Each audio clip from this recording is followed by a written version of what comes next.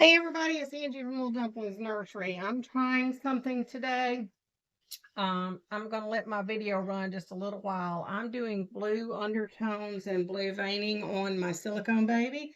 I don't teach silicone classes, but I thought some of y'all might just like to see the process just for fun. So this is part A and part B. It's been mixed with the Psycho paint part A and part B, and the Silc Pigs.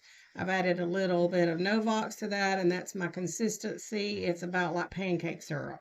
So, and that's the consistency I like to do this with.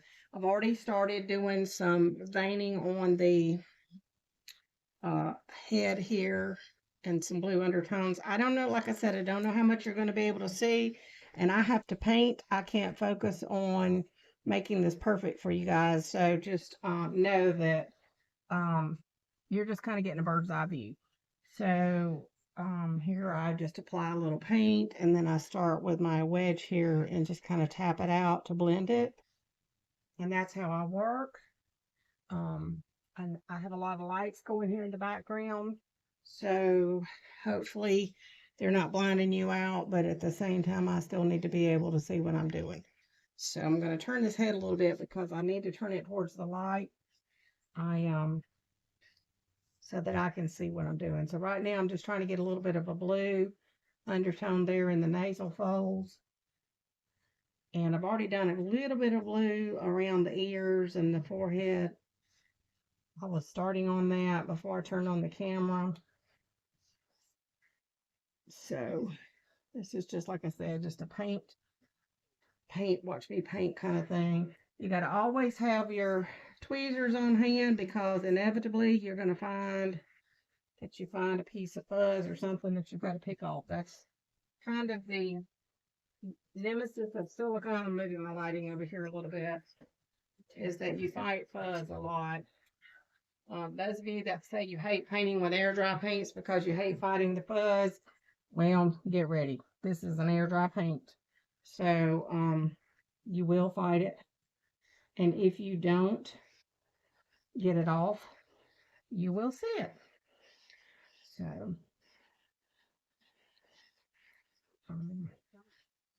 that's and I'm one that I like to have some blue undertoning on my babies and a little bit of veining, but I don't like a massive amount.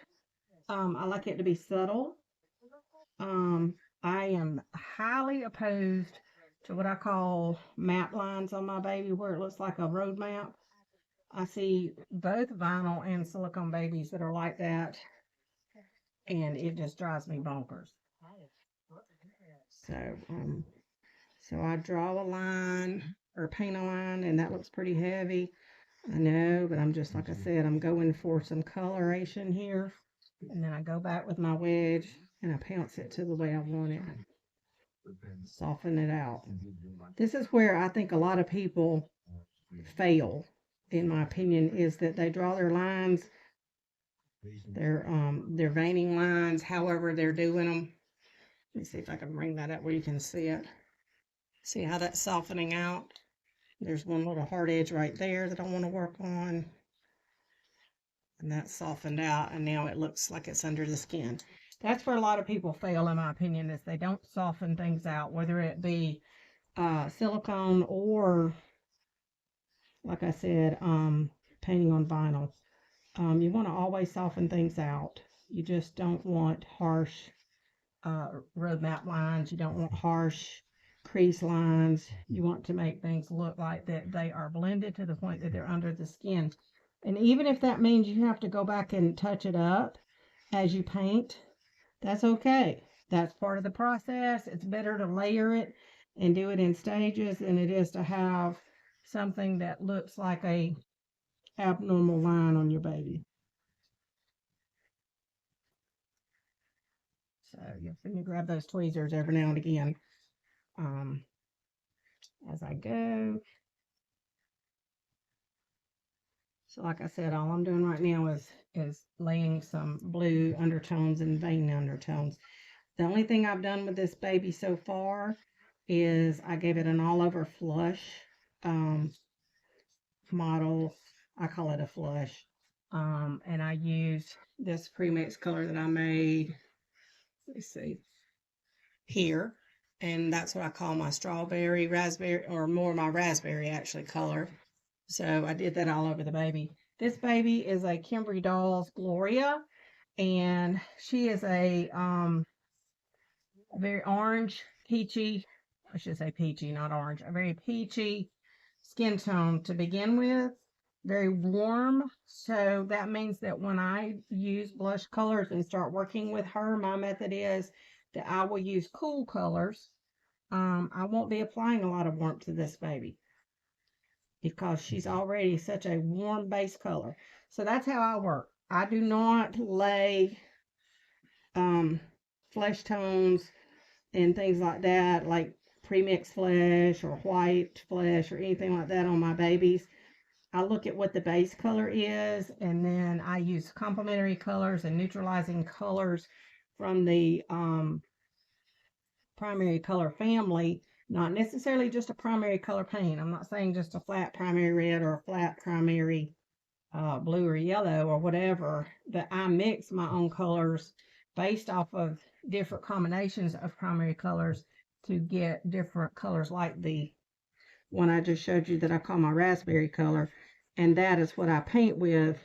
And if I wanted that color to be warmer, like this one right here is, then that one I mixed using the red that comes with the Silc pigments, and I added a lot of yellow to that to make it a warm color, because Silc Pig red has a very strong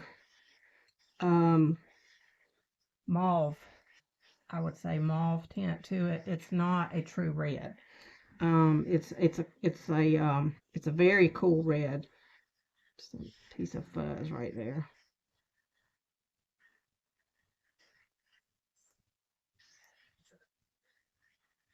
May have gotten stuck in the last layer I did. Let's see. So let me get a little no box here and put it. Yeah, no, I'm not gonna use no box. I'm gonna use a little alcohol. I've already wiped this kit down with no box before I started painting it. So this is 99% alcohol. I'm gonna use that to wipe over that spot and loosen that piece of fuzz. There, that got it. Okay.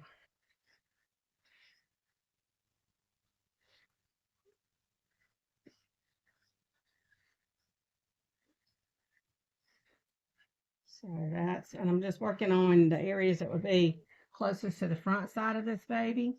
Once they're cured, I'll go back, mix um, another palette of blue, and then I will do the back side. So I kind of know with this, I don't pre-mix my blue because literally it's just blue. So I know how much intensity I want on it, and I'll just mix the next one.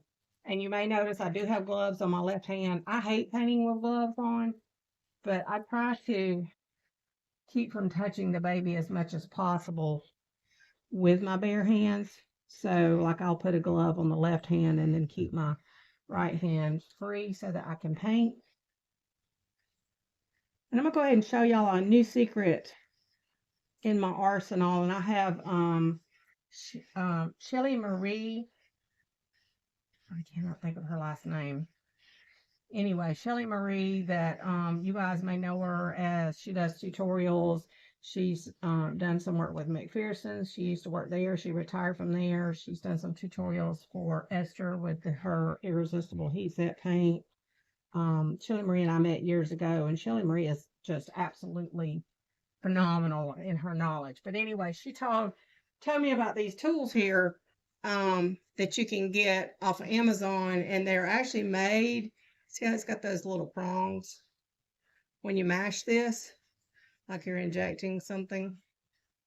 I don't know if that's focusing in, but it's got these tiny little wire prongs. So they're made for nail art people, and you can order them that have the sponges with them, but those sponges are not latex free. So for painting silicone, you got to use a latex free sponge. So I just ordered a set of 2 of them that instead of being labeled for nail art, they were labeled for jewelry. And so then you take that and grab it down in your sponge, and then you've got a sponge you can pounce with, which you're going to use a light hand on silicone. You're not going to do a lot of pouncing, you're going to do more pressing. And this is great because then you don't have to get your hand down in there and it doesn't cramp your hand so bad. And that is what I've been using, which has helped me immensely. I have one earmarked for silicone and one for vinyl.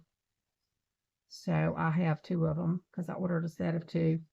And those are just awesome. And when I'm doing my matting, applying my matting varnish on the vinyls, that's when I really enjoy using it, because applying matte varnish and having to do a whole baby like that is really hard on your hand if you have carpal tunnel or tendonitis or whatever. I've got something going on with mine. You see here I'm having to wear a brace now because the tendon has gotten irritated all the way up my arm into my elbow. So it's not just my hand and thumb locking up now, it's my whole arm that's in pain, literally. So I've had to really pace myself with these show babies because I'm getting into so much pain. I have to limit myself on how much I allow myself to do this. And so using that little tool really helps. Also,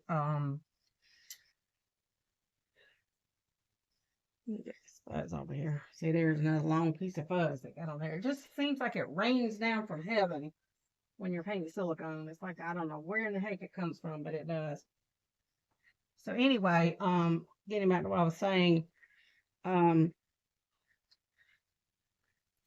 having to pace myself. And also because I work a job where I'm the insurance and billing manager for a chiropractor, I'm on the computer a lot. And any of you that do a lot of computer work know that the mouse and holding and working a mouse really taxes your hand and can be hard on it. All right, I see a little bit of fuzz on that baby that I want to wipe off. Down at his little, Susan Gibbs coined this phrase, the baby balls. Hope that doesn't get me kicked off of YouTube. But anyway, down there he got a little fuzz on him or something, so I was wiping that off. Sometimes it's just little, I don't know. Like I said, things just show up. So what you see me doing now, I'm painting veins, but my method is that anywhere, let me see if I can tilt it up a little bit so you can see. Anywhere, there you can see it good. Anywhere where there's an indentation in the baby, like a dip, that's where I tend to put blue undertones, because those areas would typically be a little thinner. There's not bone underneath there, or the bone is deeper underneath. And so the baby would have, a real baby would have more blue veining showing there, like in the underarms and in the creases and things like that. Now, if you've ever taken Susan Gibbs' class, you'll know that she paints, and she'll do like a whole head, a whole face, and then do a whole arm and a whole leg. And that goes against my OCD, I guess. I don't know. I can't paint that way. I've tried it. But my thing is that if I'm working one color, I have to do it on the whole baby and then flip the other side and do it again on the whole other side. I like to work in stages. Any of you, I have an assembly mindset. Any of you that have watched my show babies and the progress of my show babies will notice that that's how I do my vinyls, is that I will paint them in stages, and I'll do all skin tones and do all my kits, and then go back and do all the nails, and then go back and do all the hair. I do it like that. So when I'm doing a lot at one time, so that's how I do. But there's not a right way or a wrong way. Everybody's got their own way, and that's what you have to find, is what is your own way. What works for you? What makes the most sense for you? What makes you feel the most accomplished? What stresses you out the least? Because that's the other thing, is that it's easy to get stressed out about things if you have that type of personality, which I do. So you have to do things that work with your brain, and that's me. So, and I'm still using on this paint because it's not set up on me yet. One thing is that if you were to walk in my house right now, I've got my air conditioning turned down really low and really cool in here. And when it's colder, your silicone does not cure as fast. So that works for me to have it cooler in my house so that I can work a little longer with the color that I'm working on. And with a little mini baby like this, hopefully I can get all the front side of my blue undertones done before my paint is getting too gunky to use. So that's what I'm doing right now. Like I said, I'm doing a combination of veining / undertoning as I go. So some of it looks like lines, and you can see distinct, like on the hands and all that. I'm really trying to do that. And then some of it just looks like areas that you can just see that there's blue. And that's my more, where I'm trying to do a little bit more of like an undertone, not so much a true distinct vein. That's how I like to do it. Now, like I said, everybody's got their own method, and you have to find what works for you. All I ask is that you please don't make your baby look like it's got road map lines all over it. I'm sorry, it really disturbs me. All right, I think I like that. Let's see. I'll do a little bit around the belly button.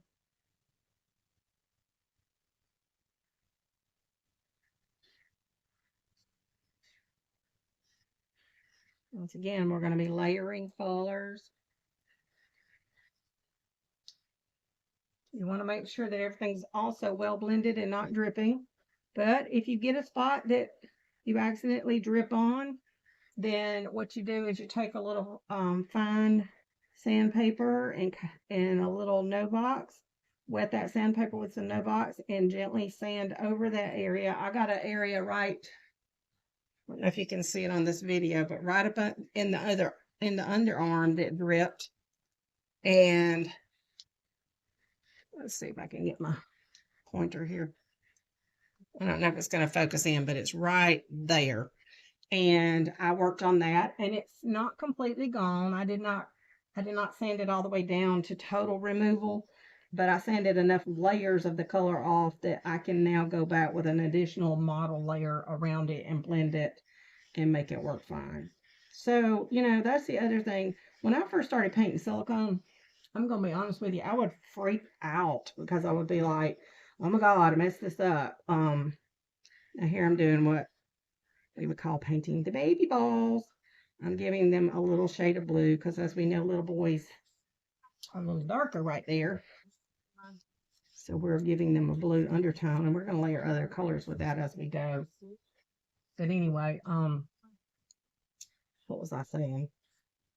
You can see there's an area right behind this knee right here that got, come out. That got a little bit too much paint right there of that model layer I did, but it just looks like a birthmark or whatever. It's fine. We'll be able to work around it and blend that in. So that's the other thing you have to realize with silicone is that once it's set, it doesn't go away. But if you are adept at blending colors, you can always make things work, even if it's a little raised and abnormal. You can turn it into something like a mole or which I don't do moles on my babies, but like a birthmark or whatever. Like I said, those are not ideal. You don't want flaws. Ideally, you do not, but if something happens, just roll with it and say, okay, well, what can I do with this? How can I make this work so that my babies, nobody can look at that and say that something's wrong with it. It looks like it was supposed to be that way. So I love Bob Ross. Have any of y'all ever watched Bob Ross? One of his things that he'll say is happy little accidents. And that does happen. You know, it's even with the most seasoned artist, I don't care who you are, there are happy little accidents. There are times that your silicone's going to go finicky, not going to, you may have a problem that you've got to work through. Dear God, if I had to work through some problems with silicone before. I'm finally getting to where I always would say I have a love-hate relationship with silicone, and I still do, to be honest with you. But I'm finally getting to where I'm gonna raise my table up because I'm having to bend over too much. I have this standing desk table that's awesome that goes up and down. I'm finally getting to where I'm not just having a heart attack every time something isn't going the way I want it to. And some of that's my personality. As I said, I tend to um, be a little OCD, and I also tend to be a bit of a perfectionist mindset. And in saying that, I'm not saying my work is perfect. I'm saying that I want it to be perfect. The art is not perfect. Silicone is not perfect. In fact, if you look at this pour, there's little flaws. When you're looking at it up close and you're painting it, there's little flaws, there's little pits, there's little pimply areas. Sometimes I trim the pimply area off, or I try to go over it before I start painting and remove anything that I feel like is totally a detraction. But the longer that someone uses their mold, I think the more apt they are to have little things like that, maybe. But also, every artist is different. And some silicone pours that I've gotten, you can tell that that particular caster really strives hard to catch all or any little imperfections and make it as close to perfect as they can. And I've bought other silicone pours that had little things that I had to go back and correct. In fact, when I got this baby, his rear end had a little crack in it where she sent him with the armatures, and it was where when she apparently went through the honey crack to do it on the legs, and when she sealed it back up, there was an area that didn't seal up. I don't know if she missed it or if her silicone was starting to get too cured to use. I don't know, but I just sent her a note and I said, I got a little area here that it didn't seal up good, and I'm fine with fixing it. But would you mind sending me just a small sample of the pigment color that you used on this baby so that I can color match my repair? Now, I'm good at color matching. I'm gonna tell y'all, I have taken kits, particularly like Bountiful Baby kits, and I have done repairs or open the mouth and go back and close it up or whatever, and I've color matched it, and I can do that. I really can. I have no qualms about color matching. But if I don't have to, and a caster's got the pigment and they don't mind sharing it, then I'll ask. I mean, all they can do is say, well, no, it's my special blend that I don't give out, and then they'll usually say, but you send the baby back to me and I'll fix it. And that's fine too. But in this situation, I was like, rather than me sending it back, if you don't mind sending me a little sample of that, I'll just fix it myself. And she was very amenable to that. She was like, sure. So she sent me a little sample, and I fixed his little hiney. Can't even tell anything ever happened there, and we're all good. You see, I don't mind doing that at all. But once again, that is something that has come with time, I guess. Some people hit the ground running like that, and they're totally fine with doing things like that, and some people are terrified to do things like that. So it depends on your personality too, and there's no right or wrong answer. But anyway, my point is, don't crucify your caster if you have a little blemish or something you have to work on, because silicone, like I said, it's just an interesting medium in and of itself. So you can getting pretty close to having this front side the way I want it. Let's see. A little under the feet. I'm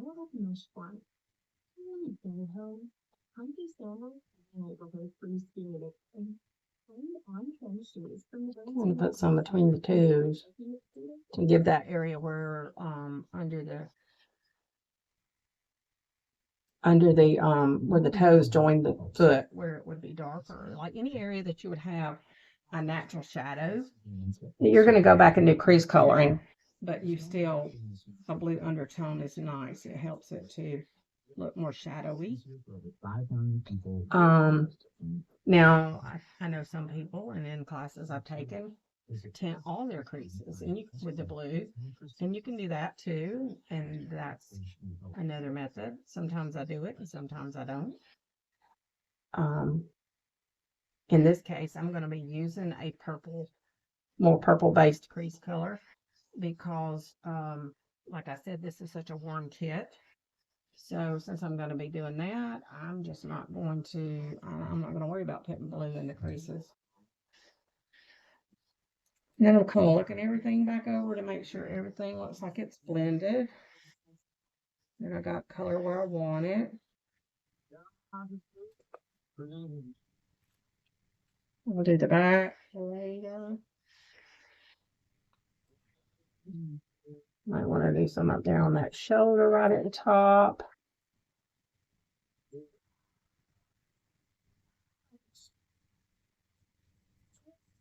Where that's kind of thinner under the neck. Check that one. I think I might go under the baby's chin a little bit. I am going to kind of go into that chin crease a little bit. It's a little deeper there, so I'm just going to kind of bring that blue tint in there just a little bit and soften it with my wedge. Make sure I've got the forehead tinted like I want it. Sometimes I have to go back and add some more because when I pounce over it with a wedge, I lifted more than I meant to.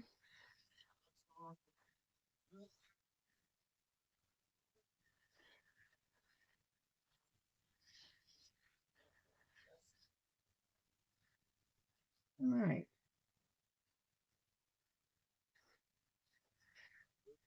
And you want to make sure it doesn't settle into any creases. These are great. These are little disposable makeup tools that I've gotten off of Amazon. They're like little sponges, and they're great for going back and cleaning out your creases. I also have some that are like this, that are the micro applicators. I have some of those. Those are good for cleaning out creases. I tend to grab these more often. So, just checking everything here. And you look when things start settling, because silicone is self-leveling, so it's gonna, if there's a crease or a little pit in the silicone or anything like that, that silicone will roll in, will not roll, will run. That's the word I'm looking for. Run into it, and see right here in this deep crease around these nails, it's pooled there. So I'm just cleaning that out with this so that I don't have. That's how people get dirty looking spots, is things settling into creases or in little areas where you might have pits. So I like the way that looks. I'm very happy with it.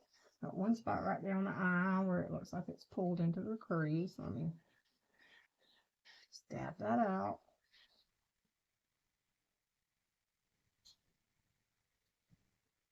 That one's starting to cure a little bit.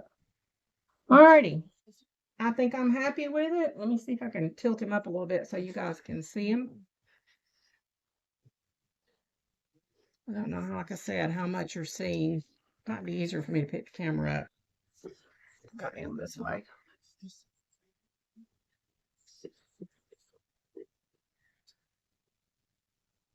See those right there? You can see them on the chest, the blue undertones really well. With the head.